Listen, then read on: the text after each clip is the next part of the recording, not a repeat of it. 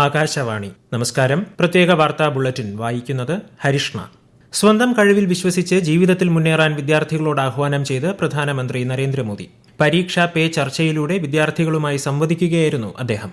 पहली बात है, आप अपनी जो पैटर्न है उस पर पूरा भरोसा करो, लेकिन जो पैटर्न के लिए सुझाव देते हैं उसको ध्यान से सुनो, समझने की कोशिश करो और उसमें आपको लगता है यार मेरी पैटर्न तो है लेकिन ये चीज मैं अगर जोड़ दूं तो अच्छा होगा. വിദ്യാഭ്യാസവും വിനോദവും കഴിവുകളും ഒന്നിച്ചു കൊണ്ടുപോകുന്നതിലൂടെ ജീവിതത്തിൽ വളർച്ച കൈവരിക്കാൻ കഴിയുമെന്നും പ്രധാനമന്ത്രി പറഞ്ഞു. പരീക്ഷാ സമ്മർദ്ദം ഉൾപ്പെടെയുള്ള വിഷയങ്ങൾ വിദ്യാർത്ഥികൾ പ്രധാനമന്ത്രിയുമായി പങ്കുവച്ചു. രാജ്യമെമ്പാടുമുള്ള 4.5 കോടിയിലധികം വിദ്യാർത്ഥികൾക്കും അധ്യാപകർക്കും രക്ഷിതാക്കൾക്കും പരിപാടി പ്രചോദനമേകി. 2026-27 സാമ്പത്തിക വർഷത്തേക്കുള്ള കേന്ദ്ര ബജറ്റിന്മേലുള്ള ചർച്ചകൾ ഇന്ന് ലോക്സഭയിൽ ആരംഭിക്കും. അതേസമയം രാജ്യസഭ ഇന്ന് സ്വകാര്യ ബില്ലുകൾ പരിഗണിക്കും. റിപ്പോ നിരക്കിൽ മാറ്റം വരുത്താതെ RBI. റിപ്പോ നിരക്ക് 5.25% തുടരുമെന്ന് RBI ഗവർണർ സഞ്ജയ് മൽഹോത്ര അറിയിച്ചു. കഴിഞ്ഞ ഫെബ്രുവരി മുതൽ 125 ബേസിസ് പോയിന്റ് കുറച്ചിരുന്നു. മോണിറ്ററി പോളിസി കമ്മിറ്റിയുടെ 2025-26 സാമ്പത്തിക വർഷത്തിലെ ദ്വൈമാസ പണനയ കമ്മിറ്റിയുടേതാണ് തീരുമാനം. കേന്ദ്ര ആഭ്യന്തരമന്ത്രി അമിത്ഷാ ഇന്ന് ജമ്മുവിലെ സുരക്ഷാ സ്ഥിതികൾ അവലോകനം ചെയ്യും. 2 ദിവസത്തെ ജമ്മു കശ്മീർ സന്ദർശനത്തിനായി ശ്രീ ഷാ ഇന്നലെ രാത്രിയാണ് ജമ്മുവിലെത്തിയത്. പ്രദേശത്തെ ക്രമസമാധാന സ്ഥിതി ഉൾപ്പെടെയുള്ളവ ഉന്നതതല യോഗത്തിൽ വിലയിരുത്തും. കത്വ ജില്ലയിലെ ഹിരാനഗറിൽ അന്താരാഷ്ട്ര അതിർത്തി സന്ദർശിക്കുന്ന അദ്ദേഹം അതിർത്തി സുരക്ഷാ സേനയ്ക്ക് പുതിയതായി നൽകിയ ഉപകരണങ്ങൾ പരിശോധിക്കും.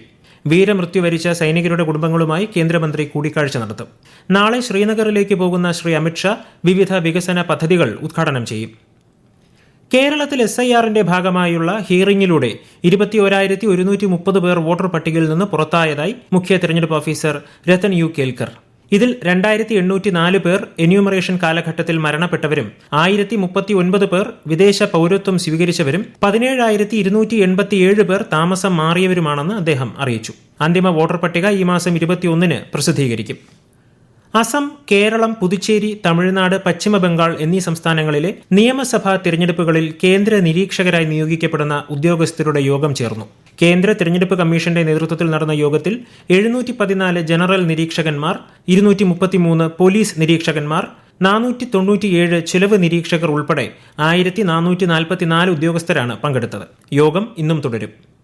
അണ്ടർ-19 ഏകദിന ക്രിക്കറ്റ് ലോകകപ്പ് ഫൈനലിൽ ഇന്ത്യ ഇന്ന് ഇംഗ്ലണ്ടുമായി ഏറ്റുമുട്ടും. ടൂർണമെന്റിൽ ഇതുവരെ തോൽവി അറിയാതെയാണ് ഇന്ത്യൻ ടീം ഫൈനലിൽ എത്തുന്നത്. സിംബാബ്വേയിലെ ഹരാരയിൽ ഉച്ചയ്ക്ക് 1 മണിക്കാണ് മത്സരം. വനിതാ പ്രീമിയർ ലീഗ് ക്രിക്കറ്റ് കിരീടം റോയൽ ചലഞ്ചേഴ്സ് ബംഗളൂരുവിന്. ഡൽഹി ക്യാപിറ്റൽസിനെ 6 വിക്കറ്റിന് പരാജയപ്പെടുത്തിയാണ് ബംഗളൂരു തങ്ങളുടെ 2ാമത്തെ കിരീടം നേടിയത്. Smriti Mandhana player of the മാച്ചായും ഗുജറാത്ത് ജയന്റ്സിന്റെ Sophie Devine player of the സീരീസായും തിരഞ്ഞെടുക്കപ്പെട്ടു. തിരുവനന്തപുരം മെഡിക്കൽ കോളേജിൽ ഓക്സിജൻ സിലിണ്ടർ ഫ്ലോ മീറ്റർ പൊട്ടിത്തെറിച്ച് അപകടത്തിൽ വനിതാ അറ്റൻഡർ ഫാരിഷ ബീവിക്ക് പരിക്കേറ്റു. പരിക്ക് ഗുരുതരമല്ല. ഇന്ന് പുലർച്ചെ ഓക്സിജൻ സിലിണ്ടർ മാറ്റി ഘടിപ്പിക്കുന്നതിനിടെയാണ് അപകടമുണ്ടായതെന്നാണ് റിപ്പോർട്ട്. കേരളത്തിലെ യുവതലമുറയുടെ സമഗ്രമായ ആരോഗ്യ സംരക്ഷണം ഉറപ്പാക്കുക എന്ന ലക്ഷ്യത്തോടെ ആരോഗ്യ വകുപ്പിന്റെ നേതൃത്വത്തിൽ വിദ്യാഭ്യാസ വകുപ്പിന്റെ സഹകരണത്തോടെ നടപ്പാക്കുന്ന അക്ഷരം ആരോഗ്യം പരിപാടിക്ക് ഇന്ന് തിരുവനന്തപുരത്ത് തുടക്കമാകും. സംസ്ഥാനതല ഉദ്ഘാടനം ഇന്ന് രാവിലെ cotton hill government higher secondary സ്കൂളിൽ ആരോഗ്യമന്ത്രി വീണ ജോർജ് നിർവഹിക്കും.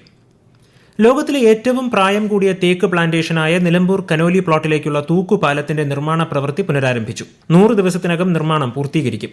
2018 ഉണ്ടായ പ്രളയത്തെ തുടർന്നാണ് ചാലിയാർ പുഴയിലെ കനോലി കടവിലെ തൂക്കുപാലം ഒലിച്ചുപോയത്. രാജ്യത്തെ ഓഹരി വിപണികളിൽ നഷ്ടത്തോടെ വ്യാപാരം ആരംഭിച്ചു.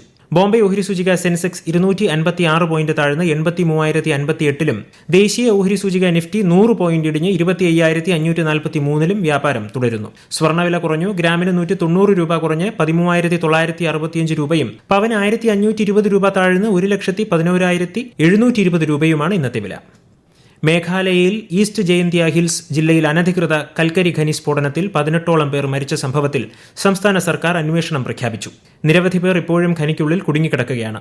ഖനനത്തിനായി ഉപയോഗിച്ച ഡൈനമൈറ്റ് പൊട്ടിത്തെറിച്ചതാണ് അപകടത്തിന് കാരണമെന്നാണ് പ്രാഥമിക വിവരം. പോലീസിന്റെയും ദുരന്ത പ്രതികരണ സേനയുടെയും നേതൃത്വത്തിൽ കാണാതായവർക്കായുള്ള തിരച്ചിലും രക്ഷാപ്രവർത്തനവും പുരോഗമിക്കുകയാണ്. പ്രധാനമന്ത്രിയുടെ ദേശീയ ദുരിതാശ്വാസ നിധിയിൽ നിന്ന് മരിച്ചവരുടെ കുടുംബാംഗങ്ങൾക്ക് 2 ലക്ഷം രൂപ വീതവും പരിക്കേറ്റവർക്ക് 50,000 രൂപ വീതവും ധനസഹായവും പ്രഖ്യാപിച്ചിട്ടുണ്ട്. പ്രത്യേക വാർത്താ ബുള്ളറ്റിൻ കഴിഞ്ഞു. അടുത്ത വാർത്താ പ്രക്ഷേപണം 12:30-ന്.